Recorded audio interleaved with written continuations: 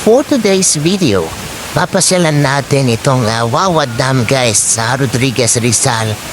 At siguro kung maniligo lang yung pakay mo dito mas maganda rin na meron tayong ding alam sa kasaysayan ng Wawa Dam kasi maraming mga nagwis ng buhay dito guys.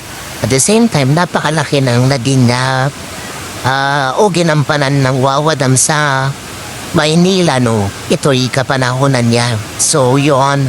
At alam niyo ba na ito ay ang source ng o major source ng tubig sa Metro Manila noong bago mag World War II. So yun siya guys. Talagang yan ang ginampanan ng Wawa Dam until na madiscover o magawa ang Ipu Dam at iba pang sources ngayon. So yun. So yan ang kasaysayan ng Wawa Dam guys. At noong World War II din, nagkuta din dito ang mga Hapon para sa yung i-control nila itong Wawa Dam. Kasi ito yung nagsusupply ng tubig sa Metro Manila. So yun guys.